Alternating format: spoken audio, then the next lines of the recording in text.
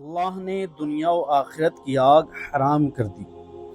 دنیا کے کسی کونے میں اگر خوف خدا باقی ہو تو وہی جگہ نور الہی سے روشن ہو جاتی ہے۔ کہتے ہیں ایمانداری، پاک دامنی اور تقوی ایسی دولتیں ہیں جو کسی خزانے سے کم نہیں۔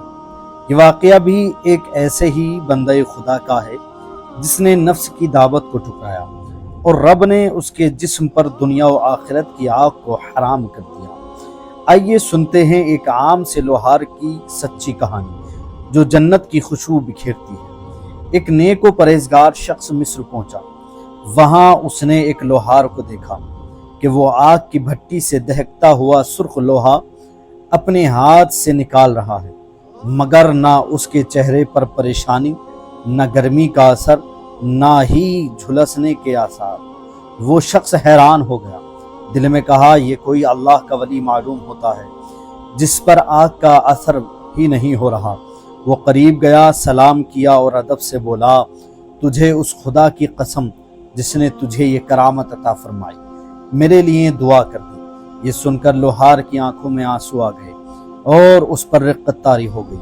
اس نے کہا، میرے بارے میں جو تم سوچ رہے ہو میں ویسا نہیں ہوں، نہ میں کوئی ولی ہوں، نہ متقی، نہ صالح شخص۔ نیک شخص حیرت سے بولا، پھر یہ کیسے ممکن ہے؟ دہکتی آگ کا اثر تم پر کیوں نہیں ہوتا؟ لوہار نے آہ بھری اور کہنے لگا، اس کے پیچھے ایک راز ہے، اور وہ راز یہ ہے، سنو۔ ایک دن میں اپنی دکان پر کام کر رہا تھا، ایک نوجوان اور بہت خوبصورت عورت میرے پاس آئی، ایسی خوبصورتی کہ زندگی میں کبھی نہ دیکھی تھی۔ وہ بولی، میں بہت غریب ہوں، مجھے کچھ مدد چاہیے۔ میں اس کے حسن میں گرفتار ہو گیا اور شیطان غالب آیا۔ میں نے اس سے کہا، اگر تم میرے ساتھ ناجائز تعلق قائم کر لو تو میں تمہاری ہر ضرورت پوری کر دوں گا۔ یہ سن کر اس کا جسم کانپ اٹھا۔ وہ لرزتے ہوئے بولی، خدا سے ڈرو، میں ایسی عورت نہیں ہوں۔ میں نے کہا، پھر چلی جاؤ اور اپنی راہ لو۔ وہ چلی گئی، مگر تھوڑی دیر بعد پھر آئی اور روتے ہوئے بولی، غربت بہت تنگ کر چکی ہے، میں مجبور ہوں۔ میں اسے گھر لے گیا۔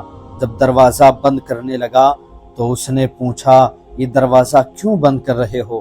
یہاں تو کوئی نہیں آئے گا۔ میں نے کہا، کہیں کوئی آ نہ جائے اس لیے دروازہ بند کر رہا ہوں، اگر کوئی آ گیا تو میری بدنامی ہو جائے گی۔ وہ عورت بولی، اگر لوگوں سے چھپنا چاہتے ہو تو کیا خدا سے نہیں ڈرتے؟ یہ جملہ میرے دل پر بجلی بن کر گرا۔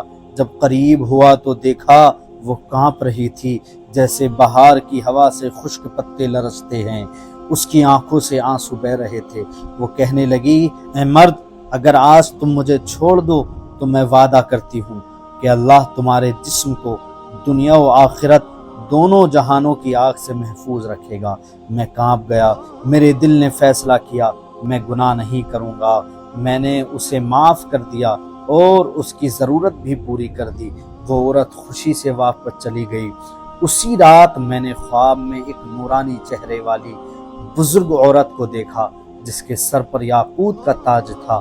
وہ بولی، اللہ تمہیں جزائے خیر دے، میں اس عورت کی ماں ہوں جسے غربت تمہارے پاس لے آئی تھی اور جسے تم نے صرف خدا کے خوف سے چھوڑ دیا۔ میں نے اللہ سے دعا کی ہے کہ تمہارے جسم کو دنیا اور آخرت کی آگ سے ہمیشہ کے لیے محفوظ رکھے، اسی لیے آج آگ میرے ہاتھوں کو جلا نہیں سکتی۔ اس واقعے سے ہمیں نصیحت ملتی ہے، یاد رکھو، گناہ کا وقت دراصل بخشش کا وقت ہوتا ہے اگر دل میں خدا کا خوف زندہ ہو۔